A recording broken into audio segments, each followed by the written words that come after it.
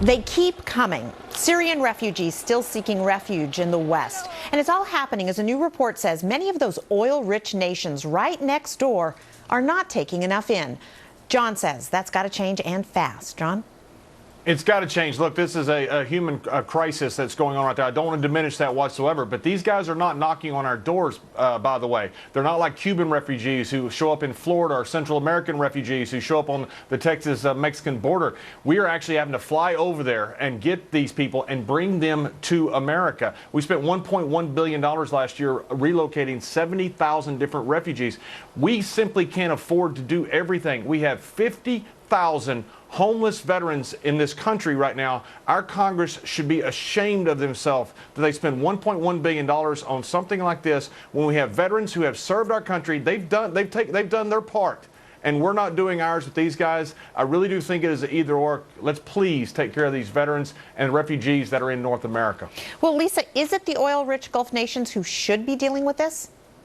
Well, no, I don't blame any country for having a hesitancy to take in refugees. ISIS themselves have said that they have infiltrated European cities through refugees. There's a reason that governors across the country are very concerned with having refugees in their states. I mean, there is a high probability of ISIS infiltrating Western states through Western countries through these Syrian refugees. So I think there is a concern. And the only way to stop it is, like I said before, taking the fight to ISIS in Syria and Iraq. Well, Chuck, you say there's a difference between those oil-rich nations and us.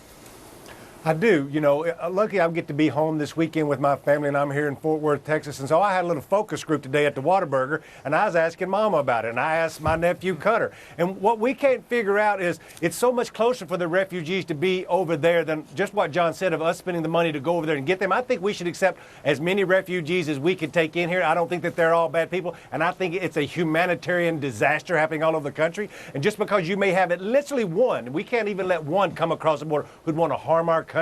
What makes us different as America than every other country is that we are open to that. Well, Jonas, Saudi Arabia says that they actually are taking in many of the Syrians. They just call them laborers, not refugees, because they don't participate in the UN refugee program. Where do you fall on this? This is a really tough one. On the one hand, we weren't that open to refugees when Hitler was destroying states, and if more countries, including countries that were closer to Germany and Austria, took more Jewish people, there would have been less murder.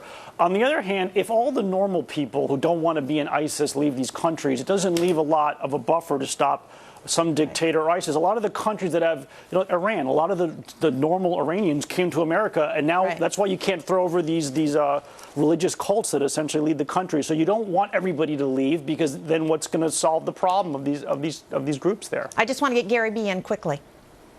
Well, look, whether they should or shouldn't is, that's another discussion, I think. I'm going to kind of my libertarian stripes here. What bothers me is when we feel that we should tell other countries what they should do. I hate that. And I think they should do what they want to do. Okay. Thanks, guys.